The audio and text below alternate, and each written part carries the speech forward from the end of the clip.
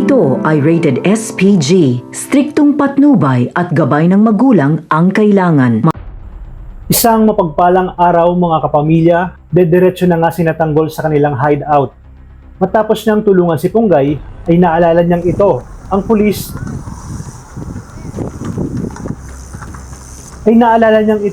Ang anak ng pulis na kanyang tinulungan. Gayunpaman, nagpasalamat si Punggay sa ginawang pagtulong ni Tanggol. Kung hindi dahil sa kanya, malamang may nangyari ng masama sa kanya at pagkapati siya ay naging biktima na rin ni Rocky Boy. Ang hindi nila alam ay agad niyang nakasunod si Brando dahil nakita niya ang sinapit ni Rocky Boy. Hindi siya makakapayag na hindi makapaghiganti. Aniya, siya daw mismo ang tatapos kay Tanggol. Tiyak umanong matutuwa pa ang mga gerero dahil sa gagawin niyang ito. Kaya naman, sa gitna ng daan ay patuloy ang palitan ng mga bala sa pagitan ng dalawang kampo. Tumagal ang habulan at sagupaan nila. Kaya naman si Tanggol ay hindi na nakapagpigil pa at bumaba na nga ito sa motorsiklo upang harapin itong si Brando.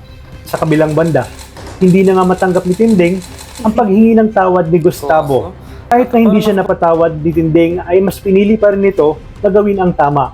Kaya sa kanyang pag-uwi ay kinausap niya si Santino at tinanong ito kung totoo ba talagang si Miguelito ang pumatay sa kanyang kuya David na sa ring apo. Dito sinabi ni Santino na oo at ipinagtapat niya na kaya siya nananatili sa mansyon upang makakuha ng ebidensya para pabagsakin si Miguelito. Alam niya umanong hindi siya paniniwalaan ng kahit na sino hanggat walang pruweba. Dagdag pa nga ni Santino na may hinala siyang dinaya ang kanyang kuya Tanggol at gawa din ito ni Miguelito at Roberto. Minsan na umano siyang napag-utusan na pasabugin ang meeting de avance ng kanyang kuya Tanggol. Kaya naman hindi malayong sila rin ang dahilan kaya't natalo ang kanyang kuya Tanggol dahil sa nangyaring dayaan.